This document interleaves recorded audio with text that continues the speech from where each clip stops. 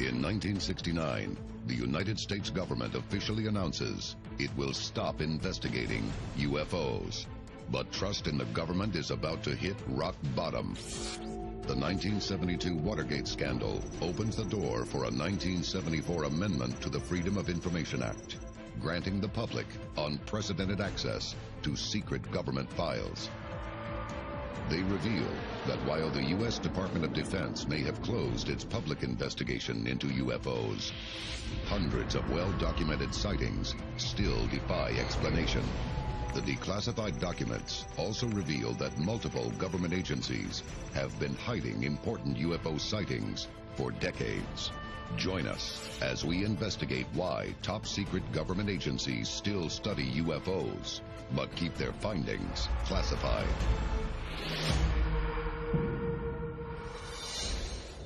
A global effort has begun. Secret files hidden from the public for decades, detailing every UFO account, are now available to the public. We are about to uncover the truth behind these classified documents. Find out what the government doesn't want you to know. Alien Files, Unsealed. Exposing the biggest secret on planet Earth. In 1975, UFO sightings spike in all corners of North America, many near military installations. It's documented that unidentified craft were getting into restricted air zones, even above nuclear installations. Who or what is entering restricted airspace? And what is the U.S. military doing to stop it? Unsealed case file, the Wurtsmith Incident. Oscoda, Michigan, October 30th, 1975. On the shores of Lake Huron, civilian and military personnel witnessed strange lights in the sky. In 1975, in Wurtsmith Air Force Base, there was an incident that was described as unidentified craft being seen outside of this military installation that shouldn't have been there. And so they had a tanker in the air that went to go check it out to try and see and determine what this craft was. But as the tanker approaches the unidentified craft, something extraordinary happens. There were very bright lights, but when the military tried to fly towards them, they switched off in sync. As the tanker apparently approached these objects, they did confirm it, not only visually, but they confirmed it by radar. So whatever was there was actually there. Despite visual and radar confirmation, the Wurtsmith incident, like many of its kind, would have remained hidden from the public without the Freedom of Information Act. Officials dismiss the incident as lights from an Apache helicopter, but the report leaves more questions than answers. Was it truly a helicopter? Or was that just simply the label and the best definition that they could put on the craft? Cases like the Wurtsmith incident mark an important change in the way UFOs are studied and reported inside the government. But to understand why, we must go back nearly a decade. Unsealed case file, the Condon Report. In 1966, Edward Condon led what has now become known as the Condon Committee. And what they were doing was analyzing what the cases were that were still unidentified in the Blue Book system. And in 22 years, they investigated 12,768 sightings. Only 701 of those remained unidentified. But many critics argue the Condon Committee's findings are a foregone conclusion. His final conclusions in that report were that UFOs were nothing to be bothered with, nothing to be in, and his other conclusion was that from 1947 till 1968, when it was released, no scientific information, nothing of importance could be gleaned from the subject of UFOs. In 1969, the U.S. government terminated Project Blue Book and said, we are no longer interested in investigating UFO sightings. There's something to this phenomena that the intelligence community knows is important, but doesn't want us to know about. Coming up, we investigate one of the most important international UFO reports ever declassified. Alien Files, Unsealed.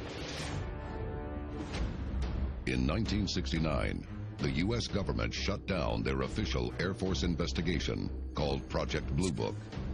claiming that studying UFOs has added nothing to scientific advancement. But by the mid-1970s, public interest in UFOs is only getting stronger. And one incident in 1976 shocked civilians and the military to their core. Unsealed case file, the Tehran incident. Tehran, Iran, September 19th, 1976. In September of 1976, in the middle of Tehran, Iran, an airbase there was receiving quite a few phone calls about a mysterious object that was seen hovering over the city. Iranian Air Force generals scrambled 2 American-made F-4 Phantom fighter jets to intercept. But just as the first pilot realizes that the object is unlike anything he has ever seen before, his controls mysteriously shut down. He is called back to base, and the second F-4 takes a closer look. As it got the same amount of distance as the first plane, something different happened. A second UFO appeared from the first one. Then all of a sudden, the second UFO jetted forward towards the incoming F-4 Phantom jet. So the next thing that he does is he arms his AIM-4 missile, flips the switch, and he's going to fire back. He goes to fire in 3, 2, 1, everything shuts off. He has no control over the fire. He sees an incoming object, and he can't do a thing. The pilot fears for his life and takes evasive action, throwing his plane into a dive. As he's seeing this object come towards him, again, assuming it was a missile, before it impacts his craft, it makes a dip, it loops around his aircraft, and rejoins the original UFO, as pretty much to say, I don't think so, don't even try it. The UFOs maneuver in a way that defy any known aircraft capabilities of the time.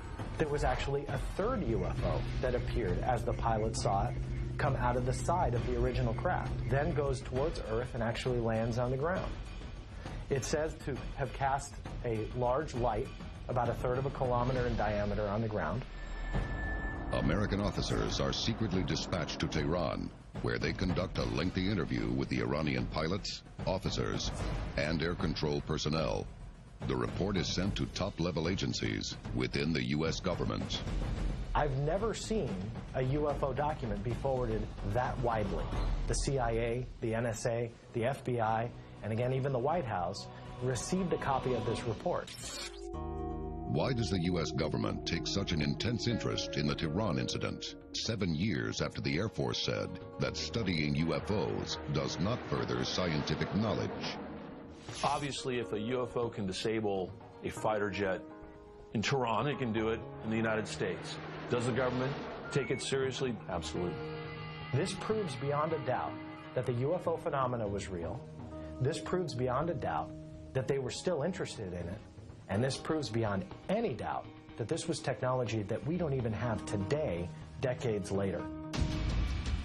Experts today still cannot explain the Tehran incident. But the most fascinating part to me is not necessarily the case itself, but it's the fact that we can read it. If you couple this case and you put it next to the hundreds and hundreds of blacked out cases on UFOs that are blacked out from top to bottom, if you can read this one, what in the heck is under the black in this one? Encounters such as the Tehran incident raise questions about how much the government may be hiding from the public. In 1977, a leading independent UFO researcher named William Spalding files a lawsuit against the CIA for violating the Freedom of Information Act. Spalding, like a lot of people in the UFO community, was fairly suspicious of the government, and he didn't believe it. So he pushed and pushed until finally it went to a lawsuit, and the CIA was forced by order of a judge to look for records. The court forces the CIA to release thousands of pages of UFO files, files they officially claimed did not exist. William Spalding's 1977 lawsuit marked a fundamental change in how the UFO community used the Freedom of Information Act to go after this issue aggressively. This was such a huge embarrassment that the then director of the CIA asked his own officials in a panicked memo, "Are we in UFOs?" CIA, Department of Defense, and United States Air Force documents reveal that in 1975, reliable military personnel repeatedly witnessed UFOs over weapons storage areas and nuclear missile facilities. Among the UFO incidents listed in the declassified files is the Wurtsmith sighting. Why is it that military personnel are always told, don't talk about what you saw to anybody? And the answer is obvious. If you're trying to deliver a message to the public that these things are nothing to worry about, you don't want your employees going around talking about them like they're real. Up next, the pressure to be more transparent about UFO investigations leads to the release of one of the most compelling military sightings in the history of UFO investigation. Alien Files Unsealed. Declassified documents made available by the U.S. Freedom of Information Act of 1974 reveal that, despite claims to the contrary, the U.S. government is still actively investigating UFOs. But one case, involving high-ranking United States Air Force personnel stationed in England, becomes a watershed sighting in the history of ufology. Unsealed case file, the Rendlesham Forest Incident. December 1980. The Rendlesham Forest UFO incident took place in December 1980 in the United Kingdom, but involved two United States Air Force bases. These were actually two of the most important and sensitive bases in the entire NATO military alliance. And this was a time of great tension in the Cold War. For 3 nights at the twin Air Force bases RAF Bentwaters and RAF Woodbridge, witnesses investigate a remarkable close encounter. And on the first night of what was actually 3 nights of consecutive activity, this UFO landed. Security, police, and law enforcement personnel in the military went out and encountered a small triangular craft which had landed in a clearing. One of the airmen gets close enough to report seeing strange symbols on the side of the UFO and even claims to touch the craft. After a while, it rose slowly up above the ground, it cleared the tops of the trees, and it accelerated away at immense speed. On the 3rd night, Deputy Base Commander Colonel Charles Halt joins the investigation. He threw together a small team of military, and he went out into the forest, in his own words, to debunk this UFO nonsense and to put this whole ridiculous story to bed for once and for all. But nothing could prepare Colonel Halt for what he was about to see.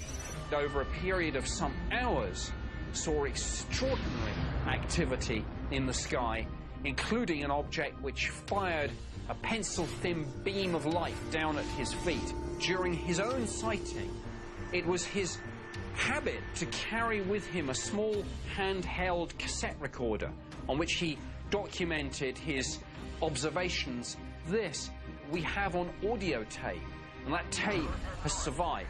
The tape, recorded by Colonel Halt during the encounter, is considered one of the most compelling pieces of UFO evidence in history.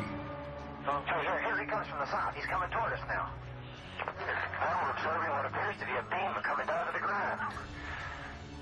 Taken collectively, the Rendlesham Forest incident is the most compelling, best evidenced, and I think significant UFO incident in the world.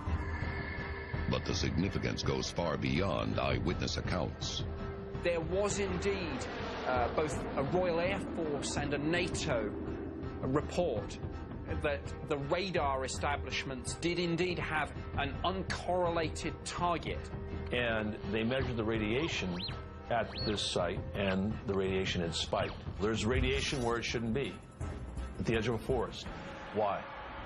After the incident, Halt makes an official report to the UK Ministry of Defence, a seminal document now known as the Halt Memo. It's an extraordinary document. It's got this very low-key title, Unexplained Lights. When you actually read the thing, it talks quite clearly about a landed metallic craft and about the physical evidence in terms particularly of the radioactivity levels, there is absolutely no doubt that these documents are the government's own investigation of this. So did the Rendlesham incident actually occur? Yes, it absolutely did occur. Multiple witnesses, we had an object on the ground, we had radiation, we had the deputy commander of the base involved who actually saw it. Despite the compelling evidence, the UK military concludes that the Rendlesham Forest sightings are an optical illusion. But 20 years later, under mounting public pressure, the UK government commissions an in-depth study of many UFO sightings across the country. Unsealed case file, the Condign Report. Project Condign was a UK government intelligence study into the UFO phenomenon. The final report was stamped secret UK eyes only. The Condign Report tries to answer questions that have lingered since the Cold War. Could UFO sightings be Soviet technology? Are they our own top-secret black projects? Or is it really just atmospheric anomalies?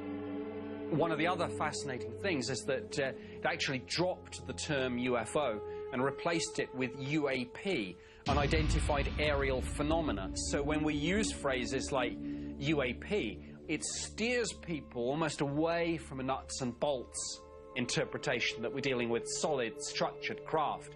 And it focuses the debate on, for example, exotic atmospheric plasmas, which was one of the Project Condign conclusions. Declassified documents prove that government agencies have been investigating UFOs long after they claim to no longer be interested in the phenomena. But when it comes to disclosure, the National Security Agency looks like it has come to the end of the line. The National Security Agency has really shifted towards kind of more of the spying role. They're the ones that go out and try and figure out what the other enemies of the United States of America are actually doing. According to John Greenwald, the NSA has admitted it hasn't been keeping its records in good order. Under the Freedom of Information Act, you can request what's called a mandatory declassification review. Greenwald sends a request to review 100% of all UFO records that the NSA has released. After waiting a considerable amount of time, the National Security Agency told me under the Freedom of Information Act that they lost 100% of those files. What kind of secret is so compelling that even the documents pertaining to its existence have been erased?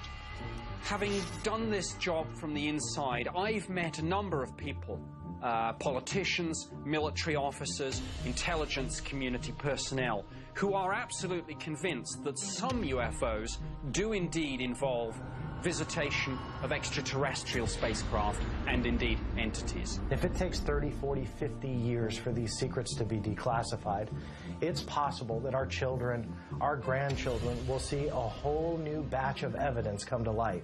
Have governments made contact with an extraterrestrial being? And if they have, why are they keeping it a secret? Alien Files, Unsealed.